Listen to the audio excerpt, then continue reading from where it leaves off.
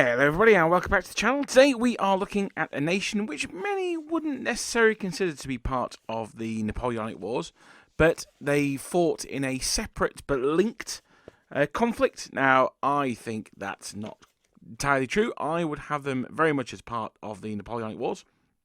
And at the time, this nation being perhaps the youngest in the world, the War of 1812 would see the coming of age of an army that was controversial to even exist in its own time amongst its own people, but would go on to be the undisputed largest army in the world and perhaps the masters of it.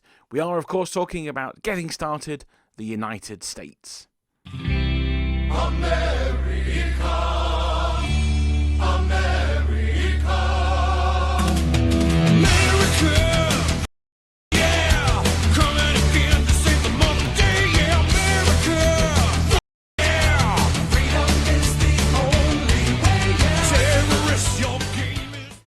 Now, just a quick one before we get going on this video in particular. I will be using the term American, United States, US, Union, all of these terms together.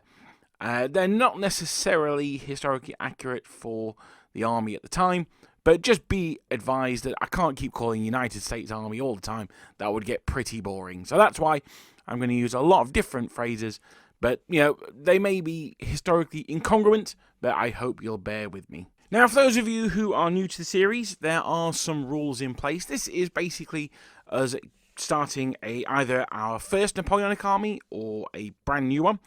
And there are some rules in place to help us bring Uncle Sam's finest to the tabletop. Yes, I know Uncle Sam came later, but hey, whatever. Firstly, and most importantly, is the budget we have to spend. Now, this used to be £200, but because of inflation, I have increased it to £250. And this £250 comes in two chunks, so it can be from 2 paychecks, or it can be breakfast, that's clear I'm thinking of at the moment, or it could be birthday and Christmas money, or it could be a variety of different sources like that. But the idea is that it's 2 chunks of £125.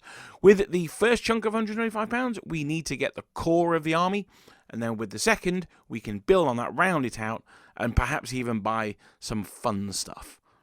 Sizes of units are 24 for a medium infantry unit, 8 for a medium cavalry, and 1 or 2 guns for a battery. Now, we will be fairly liquid with our sizes for medium, small, and tiny. We've got a few tiny units in this army, but we'll come to those when we come to those.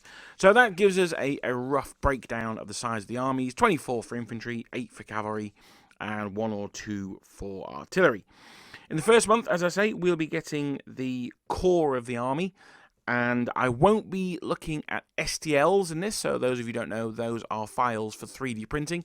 I'm not going to be talking about that because not everyone has a printer, not everyone wants to use prints, but if in future you'd like to see a video of that uses these, then let me know in the comments, and I will be happy to oblige. The prices that I quote will be full RRP. That we will be making use of some deals that the manufacturers offer on their own websites. Often models, and particularly in this case, will be available from a third party at a significant discount, maybe up to 20%. There is a link to the Outpost down below. They are my affiliates, and if you use them, you can get up to 20% off figures. Their range of parries is a little limited, but their Warlord one is much better. On the flip side, I won't be including postage and packaging to these. Now, some of them, it might be that you only get one model in month 2, so it might make more sense to slightly overspend on month 1 and get them there. But I'm not including postage and packaging because you can often get them from shows, or you can get them, as I say, from third-party websites for a bit of a discount. Additionally, I won't be including hobby gear and supplies, things like paints, glues, clippers, etc.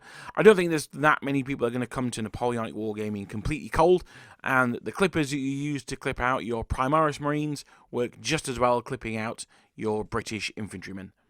So with those rules in place, let's get on to the meat of the matter.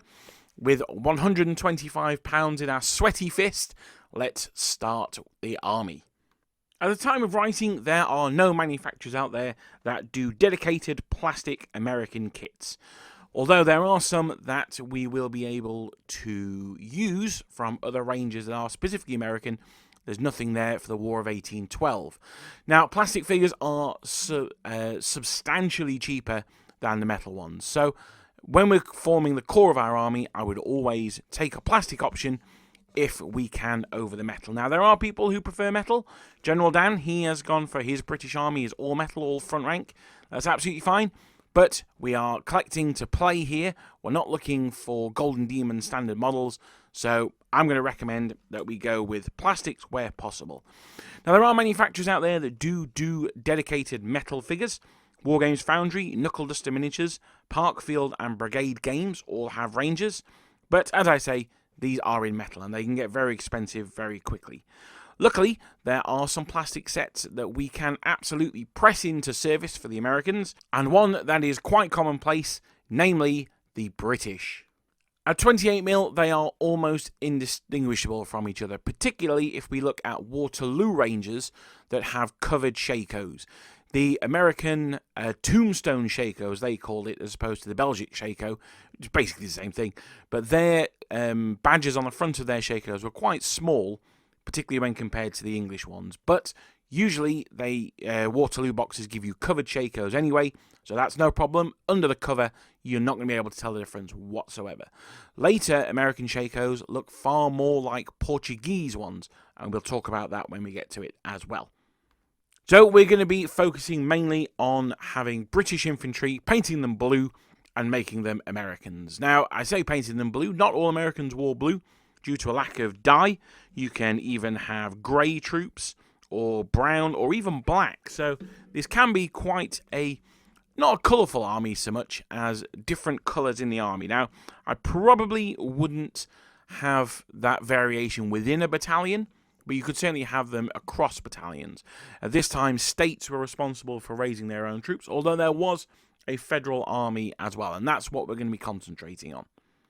Now, straight off the bat, I am going to say, and this is going to diverge where we end up, as you would perhaps expect, but straight away, I'm going to give you two options for where we get our British from.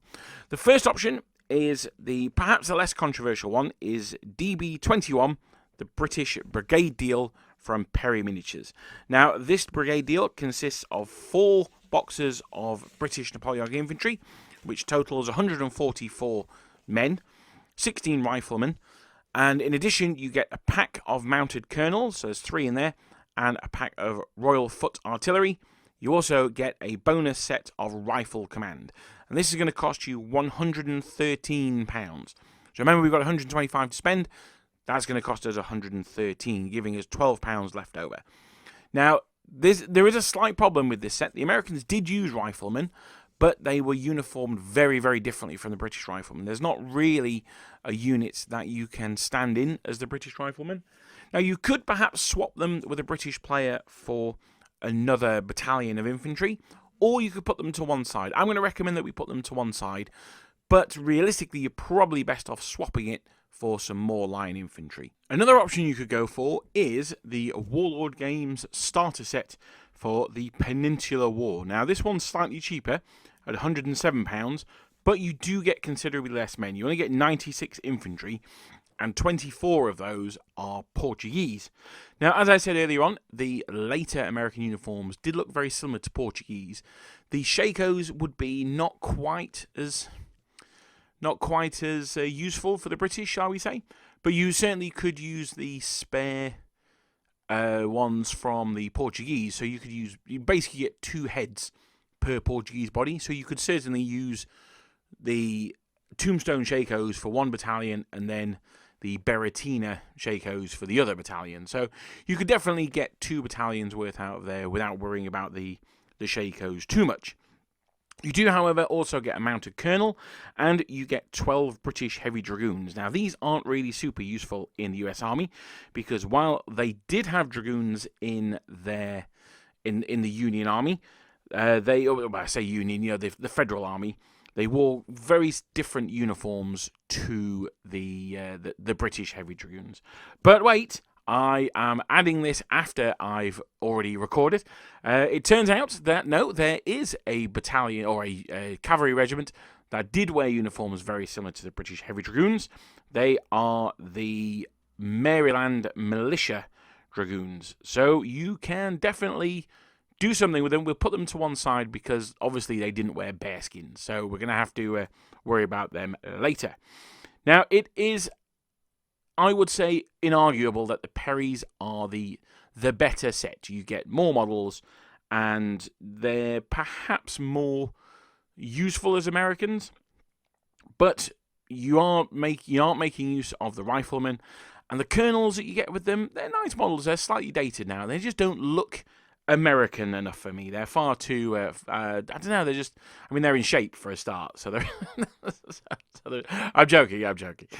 But they just don't scream American to me. I don't know what it is. I mean, one of them's wearing a bonnet. He's a Highlander. Now, obviously, there's a lot of Americans proud of their Scottish ancestry, or you could quite easily just give him a head swap. But they just don't really do it for me. Now, you could go for the Warlord Waterloo starter set. But that comes with a battalion of Hanoverians in, and those little pillbox hat things, I'm not really sure they are particularly American, and you still have the problem with the cavalry. So, I'm going to, for the basis of this video, although we may have a bit of an alternative further down the line, but for the basis of this video, I'm going to go with that we've bought the Perry deal at £113. Now, as I say, for that, we've got 144 miniatures, and at 24 men to a battalion, that gives enough for 6 battalions. The mathematicians amongst you will know. Unfortunately, though, we've only got 4 command groups. So, while we're over at the Perrys, we're going to hit them up for 2 of their plastic sprues. They're under the accessories tab on the website. I'm going to get 2 British command groups. That's going to be £11 for those. And it's going to give us another 12 miniatures. There's 6 figures on each of those sprues. So we're going to end up with 156 minis, which is enough for 6 battalions of 24, all with command. And then we've got 12 miniatures left over, which you could, if you wanted to, add to one of the battalions to make a larger battalion. Or we may look ahead, we may get a command group and turn those into another battalion. So that's one way that we could get our 2 extra commands, or we could welcome a new manufacturer to the channel, that is Parkfield Miniatures. Now, they have a very small Napoleonic selection, which focuses almost exclusively on the War of 1812. And they have, I'm going to use inverted commas here, they've got proper command groups for the Americans. Now, they are an absolute bargain. They are metal, but they're only £1.20 a model, which is very, very reasonable.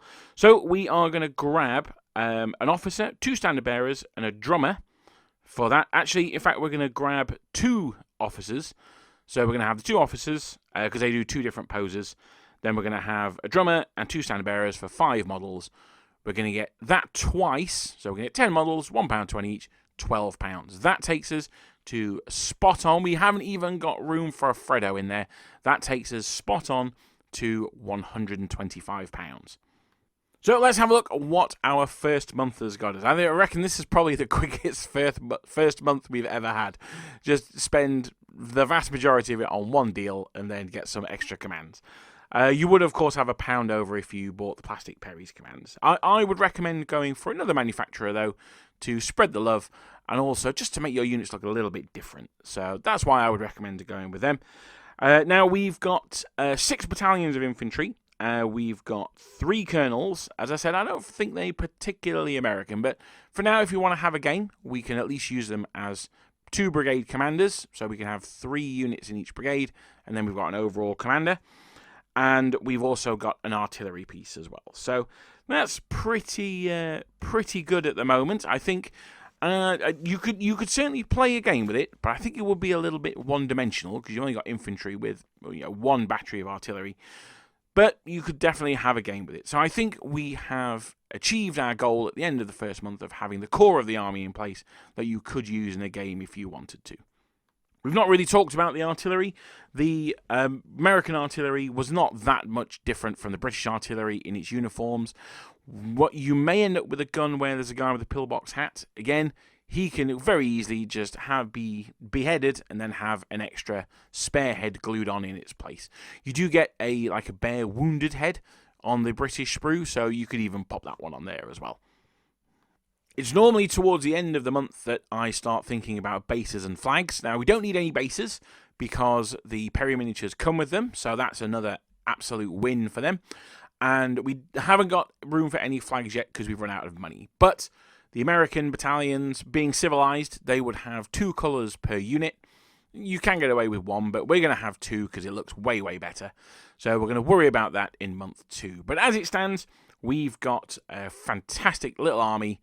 A great start. I don't think you can go wrong. Plus, we've got the riflemen that we're not really using at the moment. So now we are on to month 2, and there are 2 more boxes of infantry that I would like to get. We've got a lot of infantry already. In fact, we've probably got more infantry than most of the other getting started. But this one, I think that while they're not required because of the amount of infantry we've got, I think it'd be a real shame if we didn't have these in the army, as I think they're going to turn the army from a British army painted blue into an American army. So we're going to head over to Games Workshop. I'm going to pick up a set of their Eagle. Nah, I'm joking. No. We're not really. What we are going to do is instead we're going to pop over to Warlord Games, and we are going to look at their French-Indian Wars range. So it's kind of like the 7 Years' War, but in America. And it's going to be their colonial militiamen. And while we're there, we're also going to pick up a box of woodland Indian tribes. Now, that's going to cost us £42 for the 2. Now, I will say, again, that these are kind of fun purchases. We don't necessarily need them. We've got absolutely uggins of infantry. But it's going to be just like a little bit of fun. And as I say, it helps us go from a British Army painted blue to an American one. Now, in each of these boxes, we get a different number of miniatures, actually. With the latter, the Woodland Indians, it gives us enough for 2 small 12-man units of Indians. Now, you can either have a small brigade, a separate brigade, or you can have 1 per brigade of line infantry. Now, the thing with the Indians is, of course, that the vast, vast majority of them fought for the British because, you know, they were fine, upstanding people who knew who the correct side was, so well done them. But there were some tribes that did fight for the Americans, and that's what we're going to go with these guys. By having 1 small unit, so 12-man unit per brigade. They can be the scouts of the brigade, effectively. And with the colonial militia, this is where the riflemen come in that we put to one side. This may need a little bit of cutting and filing, but I'm going to suggest that you use the arms from the riflemen and glue them onto the Continental Militia's bodies. Now, this is where the vast majority of riflemen would have come from, not necessarily the regular army, although, you know, there were regular riflemen as well, but it would mostly be people using their own personal arms. Apparently, there's a thing in America that lets you have guns. I'm not really sure about it, but I'm sure there's no controversy about it or anything. But no, joking aside, these were the times when I think even the most staunch gun controlist would agree that Americans were required to have their own personal firearms, and they would often bring them against the British. Now, there's 2 types of arms that you get for the riflemen. You get one where the 2 hands are holding the rifle. That's going to be a little bit more difficult to make, I think. The other one, though, is where he's holding the rifle at the trail, and that's going to be easy. Just cut it off at the wrist, cut the original musket off of the guy, and then just replace it. So that should be simple enough. The other one's going to need a bit of cutting and sticking, I think. And, you know, it'll add a nice variety to the units. Now, you've got 16 riflemen from your British infantry boxes, so we can make 16 colonial militia riflemen. So that's good. That gives us enough for 2 tiny units of 8 riflemen each, and then it's going to give us 12 leftover miniatures. There's 30 in the box altogether, I think. Well, actually, that would be 28, wouldn't it? But anyway, there is a number in the box. The 12 leftover guys, they can be a small unit, and they can just be a musket-armed skirmishing unit. Don't forget, you also have the Rifleman Command. Now, that's not going to be so useful because of their uniforms, but I'm sure you'll be able to think of something to do with them.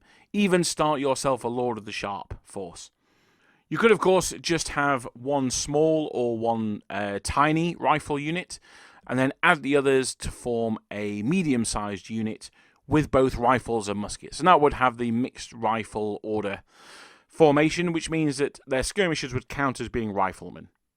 When I play it that one of the 3 battalions dice has the rifle range as well, which is, I believe, is 30 inches, I think.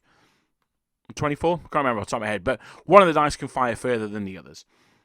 So while not cheap, we've spent £45 this month of our 125 already on units which even I confess aren't really required.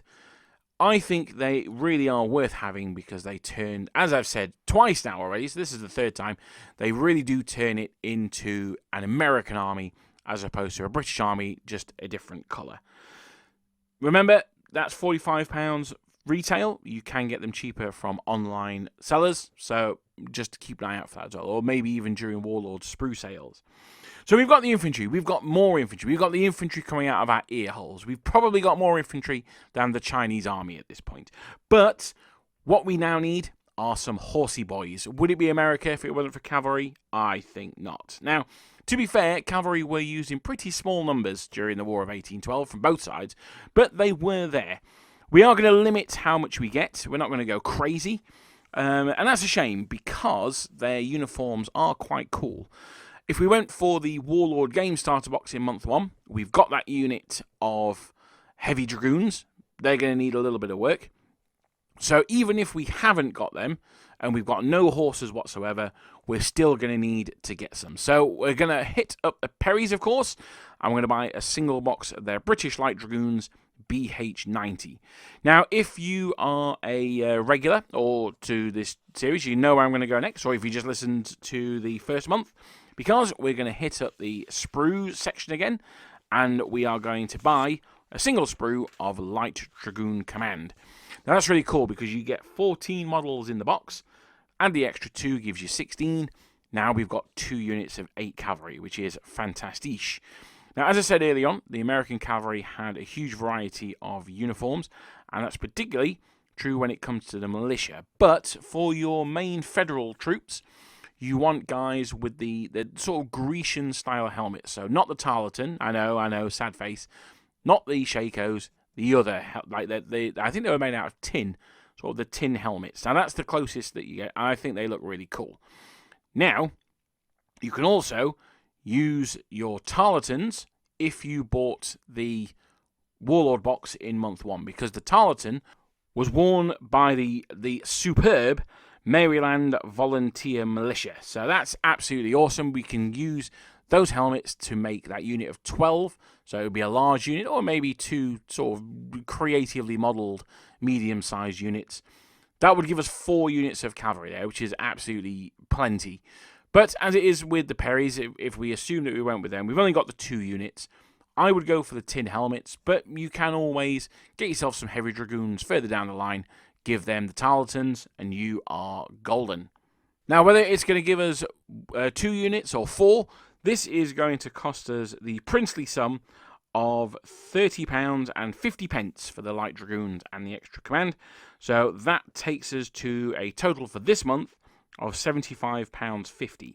So we are now way over halfway through our budget, but I'm feeling pretty good. We've got ourselves tons of infantry, some cavalry, and the thing that we're a little bit light on, we're going to address in this next section, because we are missing some artillery. We've got 1 gun, but we could do with 2 really, and we are missing the high command. Something else that turns the army, that gives the army its identity really, is the general, the person, the avatar of you on the tabletop. So we're definitely going to be looking at specific American high command as well. While you can use just 1 cannon model to make a battery, I do prefer 2. So loading up Old Faithful, the Perry's website, we're going to go for BH-47 Royal Foot Artillery loading 5.5-inch howitzer. Now, I like to have a howitzer mini. What can I say? I am a simple soul who likes ginormous short barrel guns that are good for firing flaming projectiles at people. What can I say?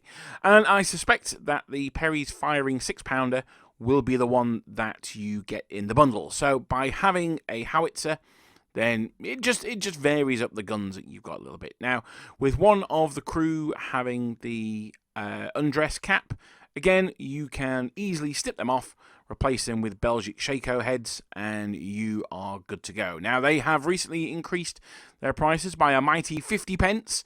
How very dare they? But for bears of little brain like me, that makes the cannons a nice round £10. So that makes it very simple to work out. So one howitzer, whatever, will take us to £85.50, which leaves us with just a tiny shade under £40 left. Now, that is pretty much it for the minis. We now have tons of infantry, some cavalry, and some artillery. I did mention the high command. I've not forgotten them, don't worry. But our flagpoles are looking pretty bare at the moment. So we are going to get some colours. Now, as I said earlier on, being a civilised nation, they had 2 colours per battalion. A Union flag and I use the term a Union flag as in like the king's colour. So, obviously they didn't have a king. So a Union flag and a regimental colour as well. Now, I'm going to put my cards on the table here. I think that the War of 1812 has some of the coolest flags in the whole Napoleonic period. You've got the de Watteville regiment, although they fought in Italy as well. You've got the Régiment du Muron for the British, and for the Yankees, you've got the Maryland and Baltimore militias. The Baltimore one in particular is awesome. That's really cool. Now, we need some of these flags. So we're going to head over back to Parkfield Miniatures, which is where we got our command groups from. I'm going to buy 6 of their flag sets. Now, they do 4 with named regiments on the flag, so we're going to buy 1 each of those. I'm going to go for 2 generic ones. At £1.50 per set of 2 flags. That is £9 for those 6 sets, which I think is actually pretty good value. Now, I am no vexillologist, but you might be able to use American War of Independence flags, or what do the Americans call it? No, it's not the Patriotic War, is it? That's Russian. Whatever the Americans call it. We call it the American War of Independence, Revolutionary War. There you go. So you might be able to use their flags for that. I'm certainly no expert. Let me know in the comments down below if they would be suitable. I would like them to be, because then you've got a massive range of flags that you can call on. But I don't know, like the stars and bars, if they were in a different configuration, if there were less stars or less bars or anything like that. I'm not really sure. I'm sure there will be people in the comments who do know. And if you are one of those people, then please let me know. One thing that I would say is that if you went down the Warlord route for the starter box, your Portuguese troops, I would paint those as the Baltimore Militia. They look perfect for the Baltimore Militia. So I would replace probably one of the generic flag sets. Well, in fact, actually, no, I would probably swap both of the generic flag sets, because you don't get so many of them. You don't get so many sort of units in the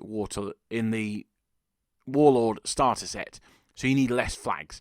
So I would swap the 2 generic units, and I would head over to Flags of War and get their Baltimore colours. They're a bit more expensive at £3.50, so they're 50p more than the 2 sets of generic colours, but they are very good quality. We also have some cavalry as well.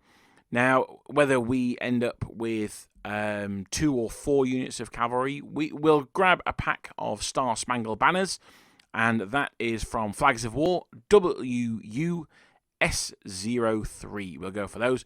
US Star Spangled Banner, and that should see us through to the dawn's early light. So that's quite a nice one there. Now, usually in this part of the video, I start talking about bases. But with all the Perry boxes that we've got, we have bases coming out of our ears. Now, that said, we might need a couple of specialist bases. So we're going to head over to Old Faithful War Bases. We're going to head over there, and we're going to grab 2 packs of bases. So one is 75mm by 100. That's for the artillery.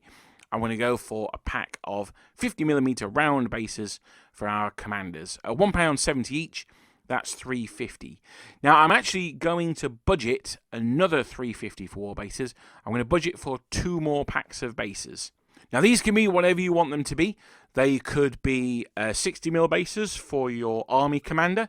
They could be a large base, say 120mm by 60mm, that you can put your entire unit of skirmishers on, just the one base, for something like that. But The reason why I'm putting it in is because while you do get a lot of bases with the Perrys, you don't always get the right amount of large bases, so you might also want some of those as well. So I'm going to add an extra £3.50 on, so that's £7 from war bases plus the £9 that we spent on the flags. We are now running at £95, so we are approaching the terminal velocity with great speed. Now, one of the big questions is, what is the point of collecting my army? Why am I actually spending the money, the time, the tears to paint this army? Of course, it has to be for Under Eagles to Glory 2, the only Napoleonic Weekender event that I know of that is taking place on the 1st and 2nd of March 2025. The tickets are getting severely limited, so if you are thinking of coming, then please do. I'm not saying this as a sales tactic. I believe there may be 6 tickets left, but there could also be fewer than that as well. I'm not really dealing with the tickets. That's what Boards and Swords are doing. But I believe we might be into the last half dozen tickets, if not fewer. So if you want to go, make sure you get your tickets sooner rather than later from Boards and Swords. Now, one of the requirements for Clash of Eagles, for Under Eagles to Glory, is having a vignette. So we are going to grab one for this American army, and we are going to head over to the Perrys and their Portuguese range, and we're going to grab Port 14, telegraph station with 3 telegraph corps and an engineer officer. Kind of does what it says on the tin, really. This is a fantastic little set. I absolutely love it. I've got it for myself for my British. And the 3 guys are wearing the Portuguese Berretina, which, as we said earlier on, is a perfect stand-in for the American Tombstone Shako. So absolutely great stuff. The officer is wearing a bicorn. Now, most American officers senior officers certainly would have worn bicorns, worn front to back, or fore and aft as it was known, not sideways like Napoleon wore his. So he's absolutely perfect for that. He's got his heavy riding boots on. I'm not entirely certain how common that would be, but you know what? He's a senior officer. He can wear whatever the hell he likes, so that's fair enough. Weirdly, this set is less than the cannon. I don't know why. £9.50, so we are on £104.50, leaving us with basically £20. £20 and a Freddo. So we are really on track here now. We've got our vignette sorted out. What are we going to do with our last £20? Well, I've been teasing them long enough. We're going to go with some senior command. Now, as I said, the original colonels that you get from the Perrys, they don't really do it for me. They don't really look American enough. Now, you can cut their heads off, glue the bicorns on them. So the Perry infantry, they come with heads for the Peninsula and for Waterloo. By Waterloo, the officers should be wearing Shakos if you're British, so you have all the spare bicorns. Now, you probably want to have one officer in, or certainly the standard bearers want to be wearing Shakos for the Americans, so you've got their bicorns spare at the very least. So you could very easily cut off the heads and stick the bicorns on. So that is an option, but for me, I think there are some nicer colonels out there. Much later, they are later sculpted rather than like the period, therefore. They are Perry's BH-106 colonels in bicorns, brackets worldwide, 1808 to 1813. Now, this is a fantastic set. All 3 of them are really, really nice models. That, again, is £9.50 and takes us to £114. Now, only 2 of these we are going to be using as colonels. The one on the right, who's studying the map, is a lovely figure. Far too nice to be wasted as a mere colonel of brigade. So he is going to go on to our Supreme Commander base as an aide-de-camp. Now, who are we going to use as a Supreme Commander? Well, we could use one of our 5 mounted colonels, but I think we need something a little bit special, don't we?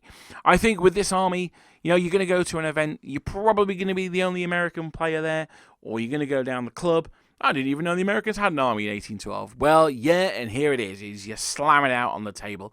So you've got to make a statement, haven't you? And I think we're going to head over to Brigade Miniatures. Now, I haven't hit up Brigade Miniatures in a long time on this channel, but they are fantastic. Their range of sharp figures is absolutely incredible. I'll talk about them in a different video. But we are going to pick up a single miniature from them. He is not cheap. He is a single mounted model for £7. We are approaching Games Workshop, ladies and gentlemen. Well, we're not quite now. He'd be like 30 quid from Games Workshop. But he is certainly not cheap.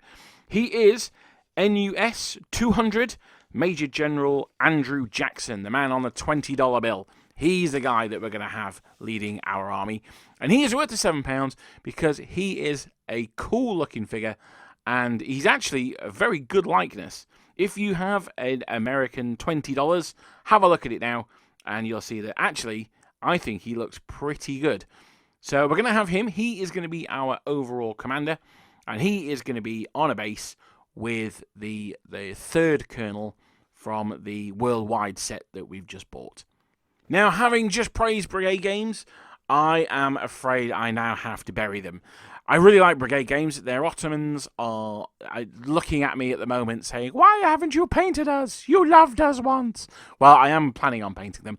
But they have quite an extensive range of 1812 figures, and I have ordered some. I've got their light dragoons.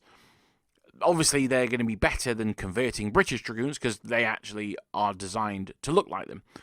Unfortunately, they are quite poor. The metal that they use is just awful. I'm not entirely sure what it was. It's very soft. I mean, it's like softer than lead. It's not great at all. It's a shame. Their sharp characters are fantastic. I don't know if it's a different mold or a different metal that they use. Different something. They were absolutely fine. They were gorgeous, in fact. A little small, but really, really nice. They're French. I've got some First World War French from them. They were very nice as well. But their 1812 stuff was very, very, very poor. I mean, unusably poor. I was a real shame because I waited about 5 months for them to arrive as well. So I do know of Brigade Games' 1812 range. Unfortunately, I have chosen not to use it because it is quite poor. Now, the background of the figure that in the photograph of Andrew Jackson is the new background of the figures, the same it is for the Sharp figures. So I am suspecting it's a newer sculpt. I hope it's cast in the new way, and I hope it's as good as the Sharp models. I suspect it will be. I am planning on ordering him myself, so I will give you a heads up when he arrives. But I think, hopefully, fingers crossed, he should be a pretty good model. The rest of the range really does need a refresh, though. So at a mighty £7, that takes us to a total of £121, possibly 50, which gives us £3.50 or £4 left over at the end of the day. Now, I am going to recommend, normally I would recommend that you might treat yourself to some Freddos on this one. However, we're going to stick with the American theme, and I implore you to try Chocks Ahoy cookies. They are absolutely incredible. Chocks Ahoy are the future of cookies. So grab yourself some of those. They're quite expensive in the UK, but definitely worth it. They're amazing. So there you go. We have spent our £250. What have we got for our ill-gotten gains? Well, we have a pack of Chocks Ahoy. That's the most important thing.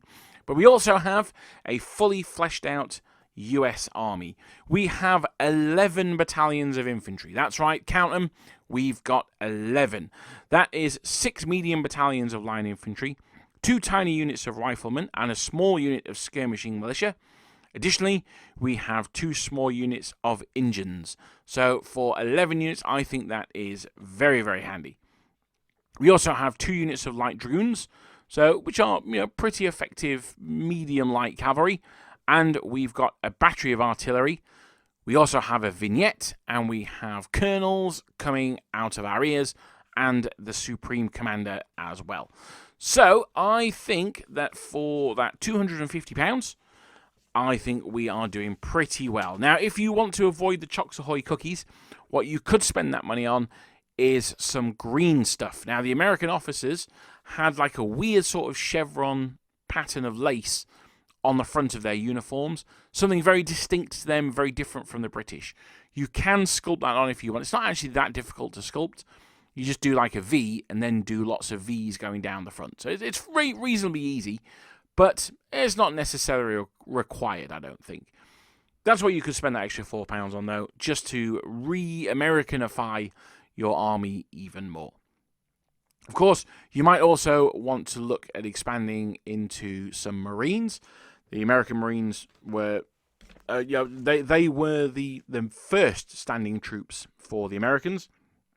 We've not quite had time to fit them into this 250-pound army, but that was certainly somewhere I would be looking to advance to next. Maybe even some sailors as well, if you wanted to do some actions around Lake Michigan and things like that.